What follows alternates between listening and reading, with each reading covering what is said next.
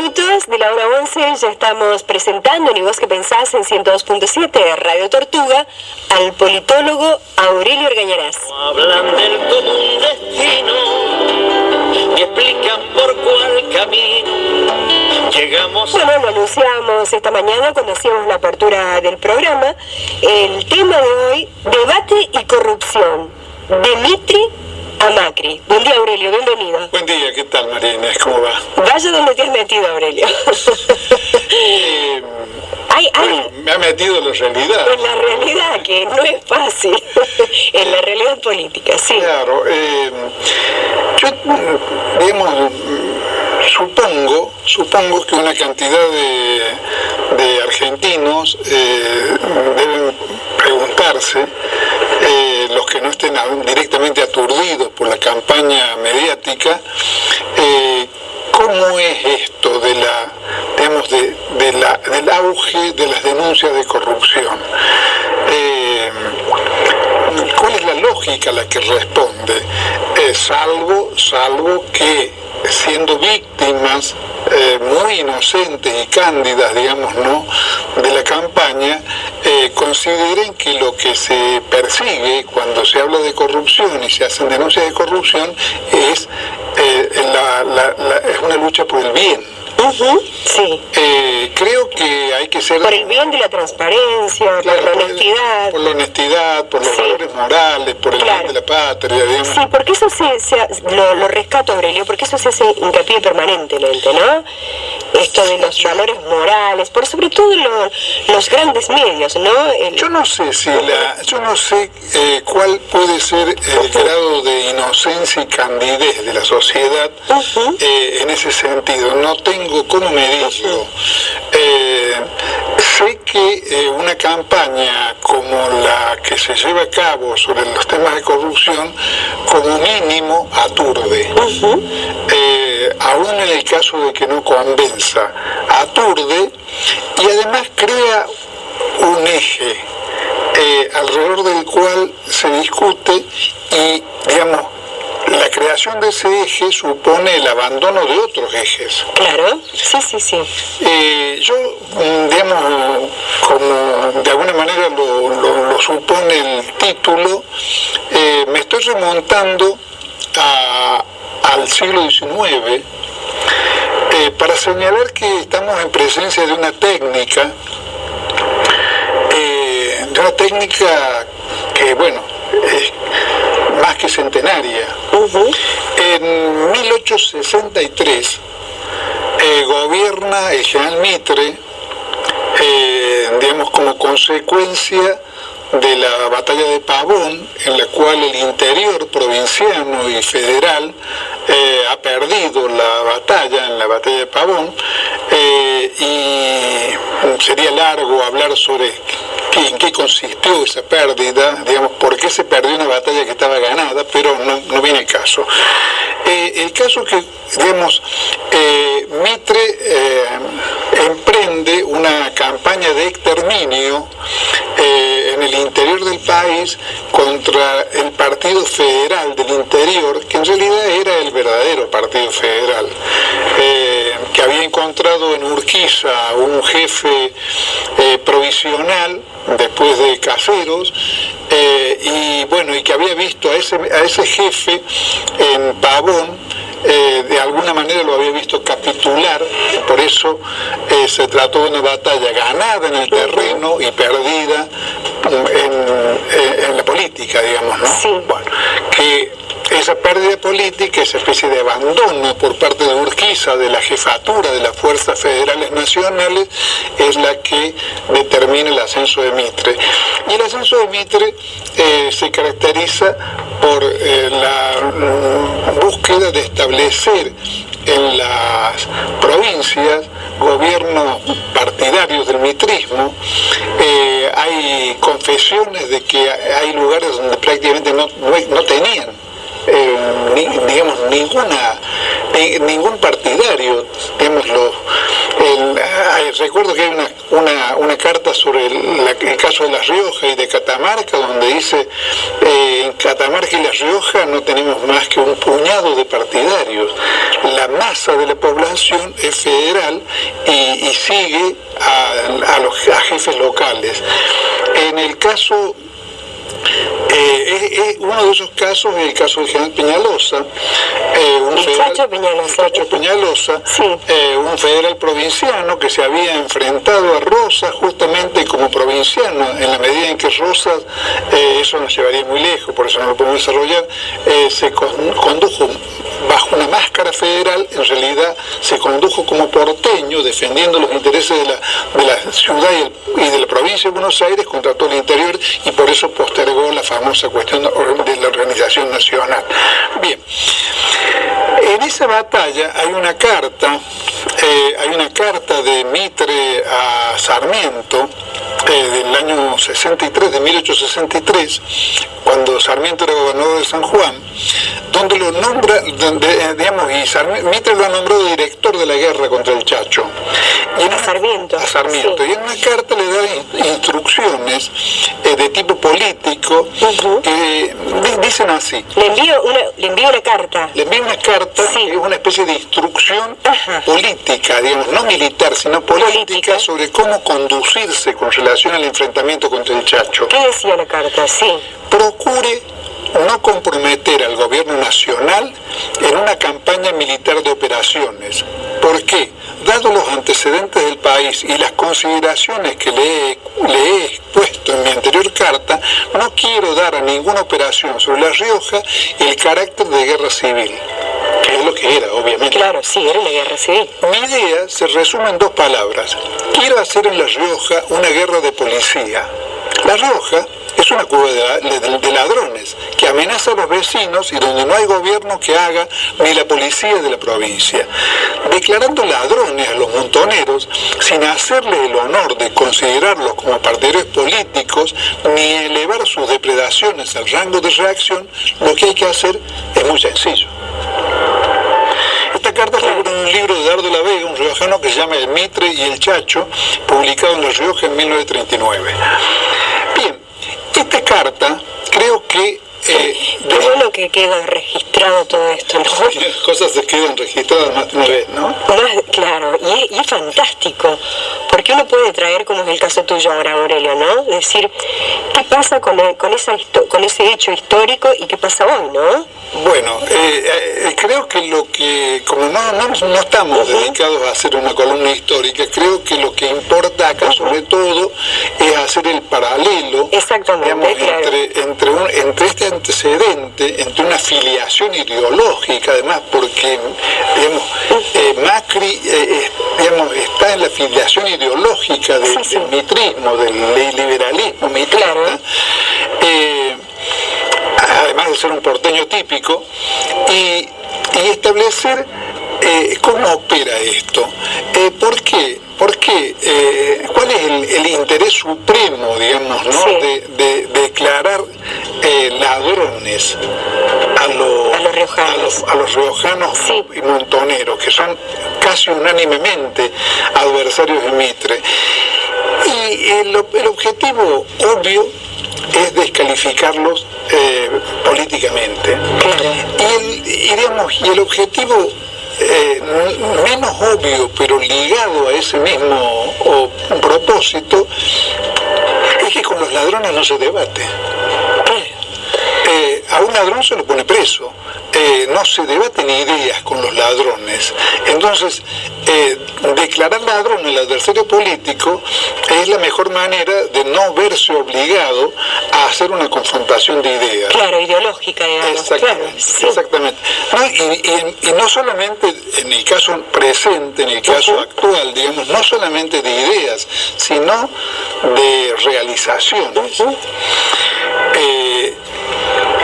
de logros, y en tal caso también de los errores y defectos, digamos, que puede haber tenido una gestión, pero digamos del análisis comparativo entre las ideas que guían y que orientan, digamos, a un gobierno y las que guían y orientan al otro.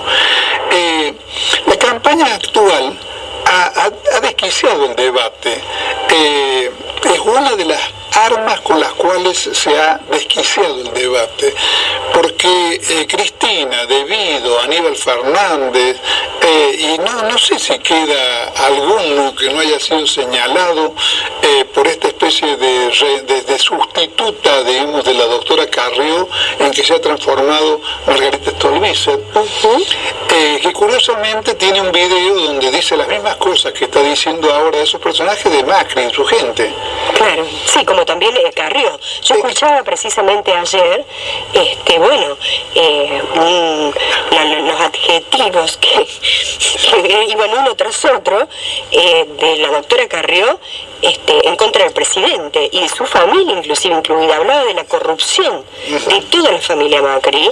Hay grabaciones al respecto, están en YouTube, están en todos lados, ¿no? Todos podemos acceder a la información y si queremos que sea veraz, podemos hacer una búsqueda y ahí están, ¿no? Está registrado. Sí, lo que pasa es que es muy distinto el alcance que tiene, digamos, un audio de YouTube, que uno se tiene que poner a buscarlo, con el alcance que tiene TN, digamos, ¿no? Por supuesto. O las grandes cadenas bombardeándonos todos los días con este tipo de... Es que justamente a la falta de memoria, ¿no? Se apela, porque cualquier ciudadano podría decir, pero ¿cómo puede ser que Carrió haya formado parte, ¿no?, de este gobierno, cuando hace muy poco tiempo atrás decía que el límite era, muchos dijeron el límite es Macri, y después los vimos haciendo campaña por...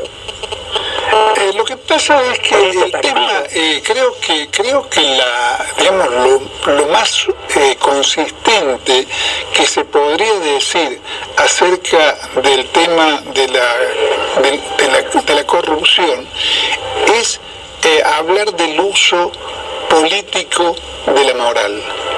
Claro, a eso apuntaba yo recién, claro, sí. Porque en realidad la lucha contra la corrupción pareciera partir de la premisa de que la corrupción no es una especie de mal endémico del Estado. En realidad el que puso el dedo donde debe ponerse, yo acá lo mencioné una vez, fue Lord Acton, un inglés obviamente, cuando dijo el Estado corrompe y el poder corrompe y el poder absoluto corrompe absolutamente. El Estado ha sido siempre una fuente de corrupción. Claro, no hablemos de ahora ni de... Siempre. Si nos remontamos a Rivadavia... Claro, desde que existe el Estado ha sido siempre una fuente de corrupción y de obtención de privilegios. Siempre. Eso es inexorable porque estamos hablando de sociedades donde la riqueza y el dinero es, aunque se diga lo contrario, es el valor supremo. Y entonces el poder, permite obtener, luchar por ese bien supremo desde una posición absolutamente ventajosa. Claro, sabés, Aurelio, que me tocó en una investigación histórica que oportunamente estaba haciendo en la hemeroteca de la legislatura, tomar algunos ejemplares del diario La Voz del Interior. La Voz del Interior sacó su primer número en el año 1905. En uno de ese tomo está aún allí en la hemeroteca de la legislatura, con mucho cuidado. Yo asistí a una foto que se estaban haciendo allí. Bueno, concretamente, en el año 1905, el contador del municipio de Córdoba era el esbozo de esto que ahora es el ente. El contador del municipio se rajó con la plata, Estoy hablando del año 1905. Bueno, estamos hablando de Mitre, y la guerra de Paraguay fue ocasión para múltiples negociados vinculados con la provisión de armas y de... Para el ejército. Claro, para el ejército, de armas, digamos, de aprovisionamiento de todo tipo. Como los chicos que fueron a la guerra de Malvinas del norte vestidos con una camperita, ¿no? Claro. En realidad... Sí, volviendo a esto, la corrupción está en el Estado por el hecho de, de contar con recursos, con, ahora, con el poder de decisión. Ahora, en realidad... no se trata de resignarse a que la corrupción está y entonces no pensar que no se puede hacer nada. No, como siempre estuvo, que sigue estando, claro. No, de lo que se trata, porque creo que ese es el punto al que estamos tratando de orientar la reflexión. De lo que se trata es de tener en claro que más allá de lo que se haga como lucha por la corrupción, y sobre todo los que estamos en el lugar de los receptores de la información, o sea que no tenemos ninguna clase de poder para actuar de alguna manera eficaz en contra de la corrupción. Los que estamos contemplando el espectáculo, de alguna manera, contemplamos ese espectáculo de una manera no inocente. No, por supuesto. Rescato absolutamente lograr eso ya sería un enorme avance. Claro. Que logremos ver que cuando nos están hablando de corrupción, generalmente en el 99% de los casos, hablando en criollo, nos están metiendo el dedo en la boca. Claro. Sin lugar a dudas. Y están privándonos o sustrayéndonos, o no presentando la lucha política entre los sectores, entre los partidos políticos en los términos verdaderos, que son los términos que tienen que ver con la política, con la orientación de las políticas que se hacen, con a quienes se busca favorecer y a quienes se busca relegar o perjudicar, concretamente, o a quienes no se atiende. Y también, perdóname Aurelio, te interrumpo, como vos sos el que sabes de este tema, ¿no? Bueno, digo, para que esto haya sido posible, ¿no? Porque en cierto momento se habló del PRO, de Macri, de una falta de gestión política, se hablaba de una ausencia de lo que respecta a la gestión política. Y he leído, no sé si Nathanson creo que escribió en alguna de las columnas tantas que hace José Nathanson, que decía que es un excelente gestionador de la política. Y yo después de haber escuchado tantas veces de lo que decían, ¿y cómo se explica esto? Un excelente gestionador de la política del gobierno pasado, transformándolo al gobierno pasado en un acto de corrupción. Y digamos, tratando, con el apoyo por supuesto, porque hay que decirlo también, ¿no? Hay una judicialización de la política, a raíz de esto que vos planteás. Totalmente. Porque si no, no sería posible esto. Claro, no. Hay un apoyo mediático para la manipulación, difusión, a titulares apuntando a la moral, que es una pata, ¿no? Ahí está el poder mediático feroz, como vos decís, no es lo mismo YouTube que TN, claro, que te está manipulando permanentemente, las bolsas en el convento, todo esto que sabemos, ¿no?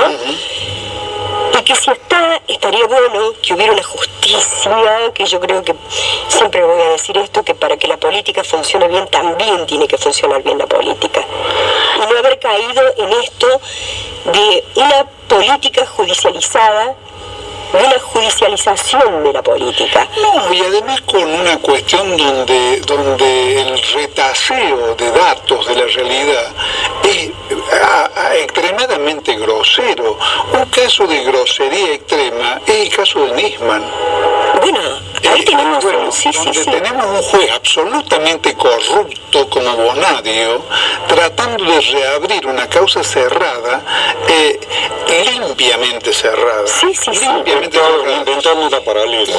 Claro, y además tratando indirectamente o directamente de rehabilitar, digamos, como figura jurídica y civil a un corrupto vendido a intereses foráneos como es el juez Nisman, a un juez que recibía instrucciones de la Mossad, los servicios secretos israelíes, y de la CIA norteamericana para guiar su expediente. Claro. O sea, un juez, digamos, que merecería, si tal cosa existiera, el premio Nobel de la corrupción. Bueno, a eso apunto, Aurelio. Y cuando estamos hablando de corrupción, ¿por qué no también apuntamos a la corrupción de la justicia? Ese poder enorme, el gran poder es ese. Claro, pero digamos, Nisman en realidad no puede ser atacado porque representa la soberanía de los Estados Unidos, cuya política en relación al manejo del problema en Medio Oriente era una especie de instrumento dentro de la Argentina, tratando de congelar una causa, no investigar nada para mantener el mito de la responsabilidad iraní, que se caía a pedazos, digamos, ¿no? Según todas las investigaciones. O era, digamos, sostenido fundamentalmente porque era el mito conveniente a la política exterior del Estado de Israel y de los Estados Unidos. Toda corrupción es mala, es grave, es un hecho que debe ser juzgado, para no decir mala, porque no caer en ese término tan simple. A lo que yo voy, si podemos citar ejemplos que tengan, digamos, un orden internacional.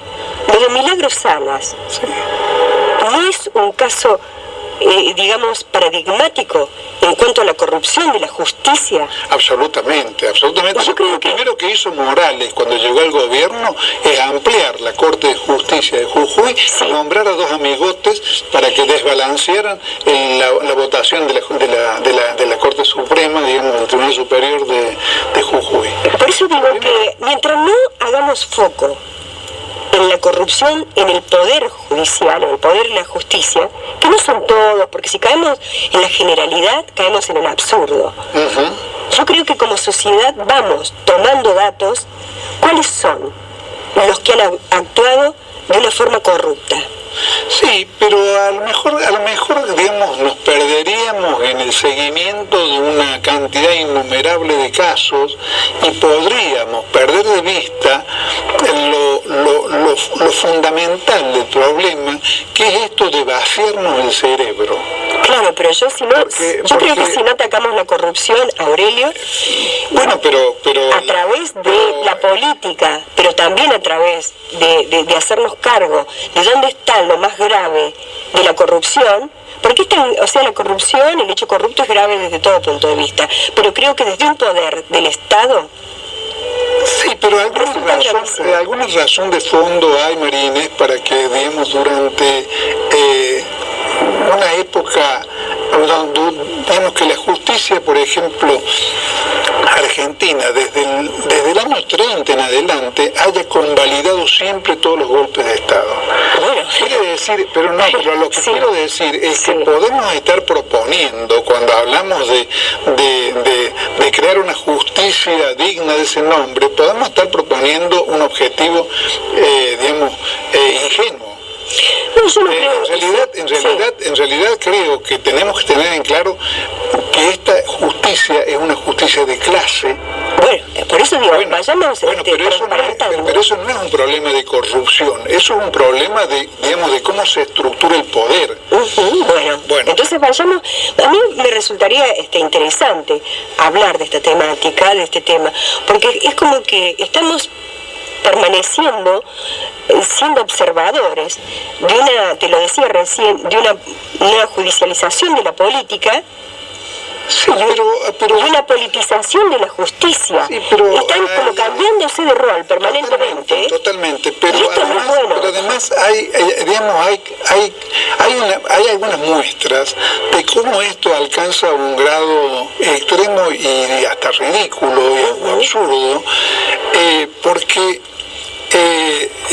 y con esto no quiero digamos establecer una escala de evaluación de la corrupción por los montos, porque porque también sí. eso dejemos se lo puedo dejar a la Margarita Stolbizer, sí. que ella digamos en un reportaje por televisión habló de los montos como si los montos modificaran el criterio más o menos corrupto, un poco corrupto. La corrupción es una sola. Claro, Sí. pero digamos, también se trata, creo, de ubicar la medida en que el fenómeno de la corrupción ocasiona daños en la economía real. Claro, sí, las consecuencias. Pero las consecuencias, todas las campañas moralizantes de la corrupción tienden a presentar ese daño sobre la economía real de una manera absolutamente desmesurada. Claro, sí, por supuesto. Amplificado enormemente por los medios. Por ejemplo, yo no sé si vos has escuchado que la frase que creo que sería ridícula, sería tomada como ridícula si la gente tuviera un poco más de conocimiento sobre cuestiones económicas, la frase "se robaron un PBI".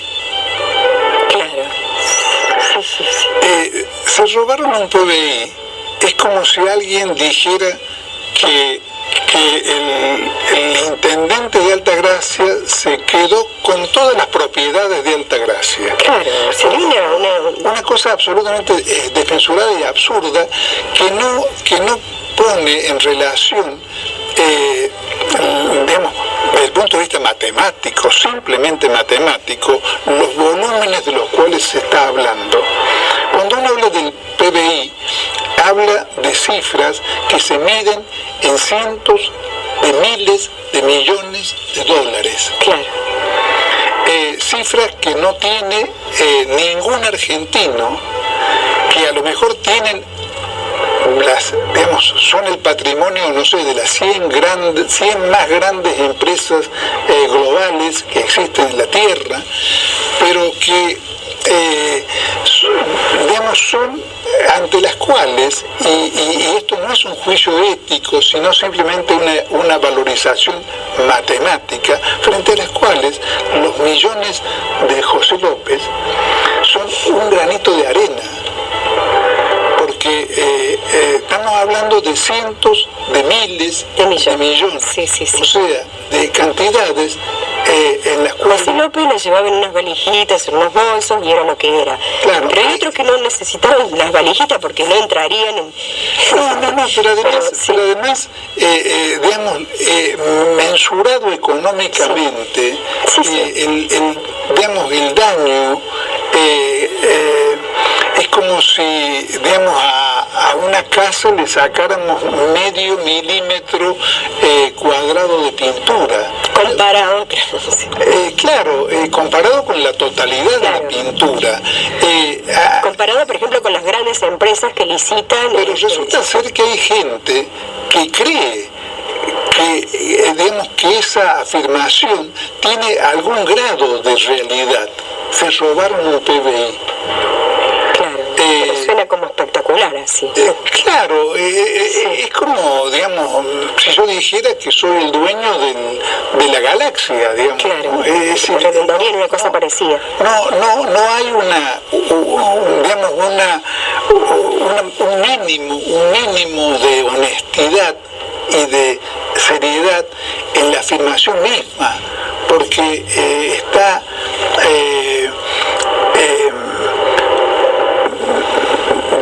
señalando cifras que están fuera absolutamente, pero que son 100.000 o 1.000.000 de veces mayores que los mayores patrimonios. Claro. No sé si me alcanza a explicar. Entonces, claro. Se transforma en una cosa ridícula porque pretende establecer una relación entre lo que puede significar la comisión ilícita de un funcionario coimero con lo que... O tener, por ejemplo, 100 empresas en un paraíso fiscal, también influye eso. Pero influyen como un caso dentro de una suma de casos. Porque la cifra, por ejemplo, la cifra que puede tener Macri en los paraísos offshore, él y su familia, es una cifra absolutamente insignificante frente a los 300.000 millones de dólares que se dice que tienen los argentinos en el exterior. En el exterior, sí. O sea, de esa cifra inmensa, lo que puede tener la familia Macri, a lo mejor representa un 0,1%, o sea, nada. No se puede, en la escala de lo global, no se puede hacer ninguna clase de equiparación entre los patrimonios individuales y esa cifra. Pero para lo que sirve es para distraer y para en realidad no, o sea, si estamos permanentemente hablando de corrupción, bueno, no habla de corrupción pasada, porque convengamos que tampoco se habla ahora de hechos que sobresalen, por ejemplo, de la vicepresidenta Michetti, que bueno, se está comprobando, se está viendo a ver qué pasó con ese dinero, que todavía, bueno, hay mucha contradicción en esta causa en cuanto al dinero que se encontró en su domicilio después de las elecciones, de las cuales ella sufrió, digamos, un robo en su casa y que a raíz de eso recobre notoriedad. Pero también es un floreo de ladrón de gallinas. Chiquitito. En relación a estas cosas que estamos hablando, porque... No, lo que me refiero, Aurelio, mira, me dejas que te explique esto. Sí. Hay una justicia muy interesada en gestionar la justicia del pasado. Pero no hay una justicia, digamos, para poder decir, bueno, la justicia se ocupa de lo que se tiene que ocupar más allá de quien sea. A eso es lo que me refiero. Sí, pero a mí me parece que eso es menor. En cierto modo secundario. Sí. Bueno, creo que el tema es que, por ejemplo, la comunidad científica está movilizada en este momento porque se ha restado de su presupuesto 1.000 millones de pesos. Sí. Bueno, claro. Esa cifra en el presupuesto dedicado a ciencia y técnica es una cifra importante. Pero digamos que ninguna persona física se ha choreado.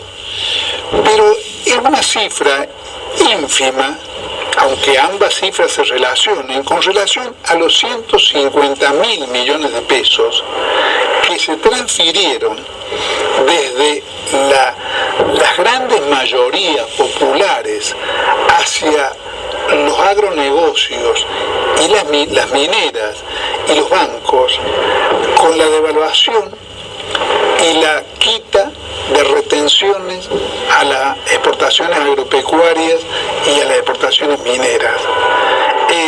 Por supuesto que digamos que porque se ha hecho eso, o sea, se ha estimulado de una manera desmesurada las ganancias de los agronegocios y de las mineras y de otros sectores, tiene que reducirse el presupuesto científico, pero la comparación entre las dos cifras no se sostiene. No es que si uno saca de acá, con eso pone allá. Las magnitudes son totalmente distintas. Eso es lo que yo quiero, me estoy esforzando en señalar, que en realidad lo que se busca con esto es crear falsos ejes de debate e impedirnos que discutamos sobre ideas y sobre programas. Y sobre el modelo de país y el modelo económico que se está llevando a cabo. Sobre ese modelo y los otros modelos. Es decir, que discutamos sobre modelos, no discutamos sobre moral privada. Claro, porque... Discutamos sobre modelos, discutamos, por ejemplo, no si, digamos, la calificación de debido ha servido para no discutir sobre el plan energético que se estaba llevando al gobierno nacional y cotejarlo con el plan energético que quiere sostener este gobierno. Y en tal caso, digamos, permitir que la opinión pública se forme una opinión acerca de qué modelo es más beneficioso o menos beneficioso para el interés. No se discute eso. No se discute porque lo que se discute es si debido es honesto o deshonesto. Y nosotros no podemos replicar diciendo que los funcionarios Macri también son deshonestos, porque entonces entramos en el juego de discutir quién es más corrupto, quién es más... Claro, y la intención la han logrado, creo, Aurelio, ¿no? Porque era desplazar el tema genuinamente político. Desplazarlo hacia el tema de la moral y de la corrupción estatal. Bueno, el diario La Nación anunciaba en uno de sus titulares, ya lo sabe, se ve por contactos, que la expresidenta Cristina Fernández de Kirchner va a desfilar todo 2007 por los tribunales. Sí. Esos son los títulos de tapa, Aurelio. No hablan de lo que vos acabas de decir relacionado con, bueno, la falta de presupuesto que va a haber en ciencia y tecnología.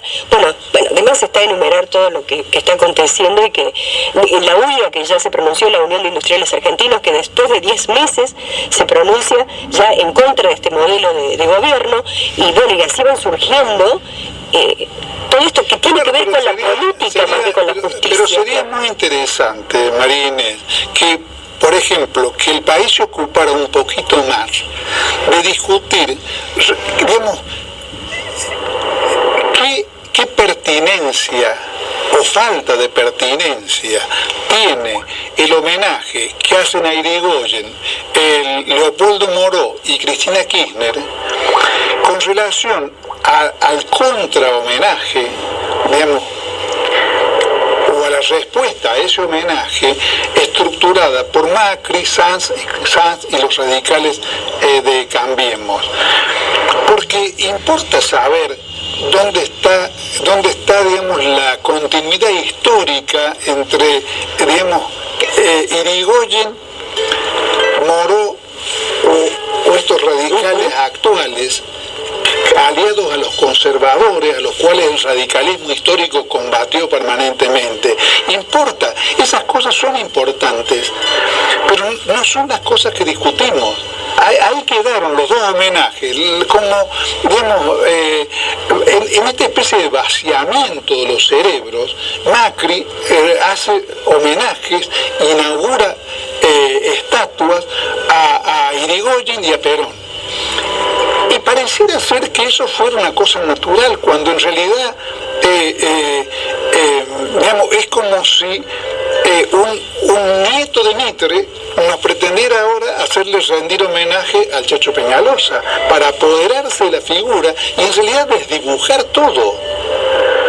Porque, digamos, las nuevas generaciones, ¿qué idea pueden tener acerca de quién fue Hipólito Yrigoyen o quién fue Perón, si en realidad los transformamos en objetos de disputa para homenajearlos entre las corrientes antagónicas de la realidad actual argentina? Y nadie esclarece cuál fue digamos, el significado histórico y el pensamiento de esos dos presidentes populares. Entonces estamos cambalacheándolos. La política convertida en un cambalache. Convertida en un cambalache, y eso es lo que más se destaca de la realidad actual. Y en ese marco, digamos, el manejo de la cuestión de la corrupción es una especie de frutilla del circo. Gracias, Aurelio. Bueno, daba para seguir hablando, pero bueno, está bien. Nos extendimos un poquito, pero sí. Vale la pena.